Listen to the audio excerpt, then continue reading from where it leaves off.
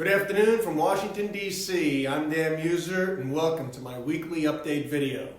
Over the past year, Congress passed 5 bipartisan and targeted relief bills totaling $3.7 trillion to sustain our economy, support our hospitals, save small businesses, and fund the development and distribution of life-saving vaccines.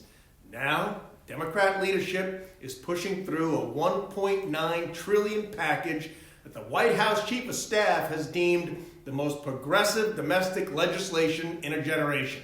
Congratulations.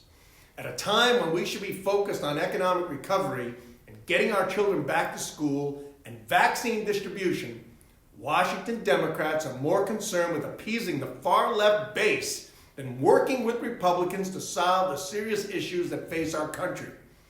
Previously passed relief packages have succeeded in supporting our economy through the worst of this crisis, and more funds remain available to fuel our continued recovery.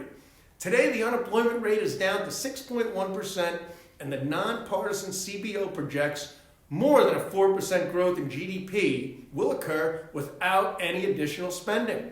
Pennsylvania's unemployment rate remains higher than the national average at 6.7%, but we know why, due to the protracted business restrictions that have hindered our recovery. Democrats contend that this bill is necessary to defeat COVID-19, yet just 1% is directed for vaccine distribution.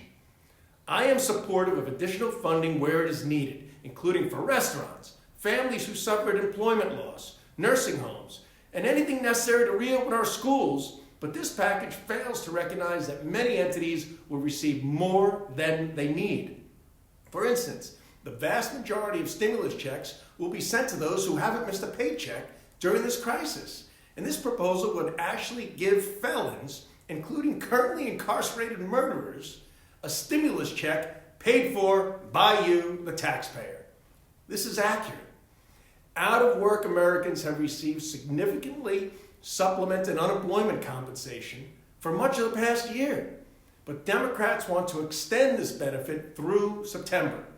All the while, businesses throughout our community, throughout the district, need employees to return to the workforce and fill open positions. Congress has already appropriated $74 billion for schools, and this proposal would allocate an additional $130 billion with no requirements for in-person learning.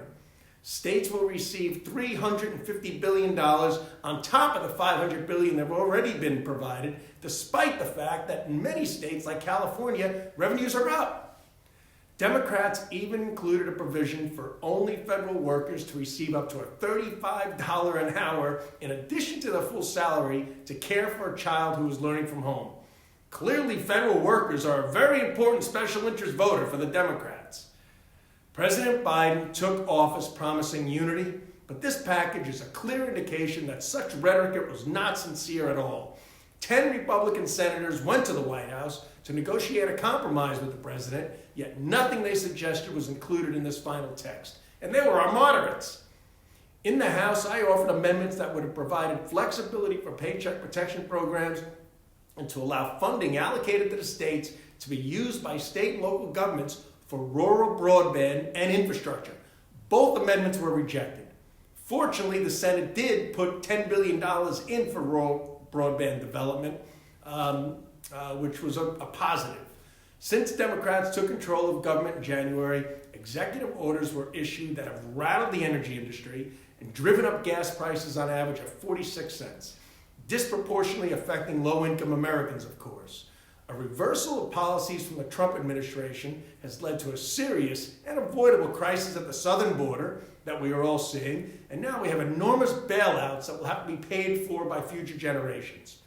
To solidify this form of governing and their policies, House Democrats have passed H.R. 1, what should be called the Washington Politicians Act, as it allows for taxpayer-funded campaigns and usurps the U.S. constitutional authority of state legislators to determine their election rules, such as voter ID laws. What we all want must have is a high level of access to vote, but we must also have an orderly process that ensures election integrity.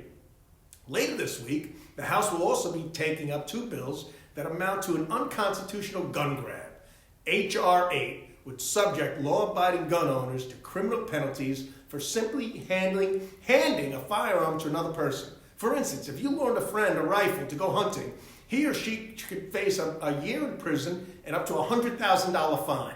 The same would be true if you loaned an abuse victim a firearm for self-defense. The second bill, H.R. 1446, would create arbitrary delays for firearm purchases. These bills would do nothing to actually prevent criminals from accessing firearms, but would make it increasingly harder for law-abiding Americans to protect themselves and exercise their Second Amendment rights. It is now more important than ever that the American people, all of us, inform their Democrat members of the House and Senate that these bills are not in the interest of the vast majority, if not all, Americans, and are being sold as something that they are not. These policies cater to special interests and will only result in enormously expanding our national debt and the role of the federal government in all of our lives. So folks, we got our hands full. I hope these messages are helpful. Do make those calls, because we are a government of the people, by the people, and for the people. And that's what we're going to keep on fighting for. You have my word on that. Thanks a lot. See you soon.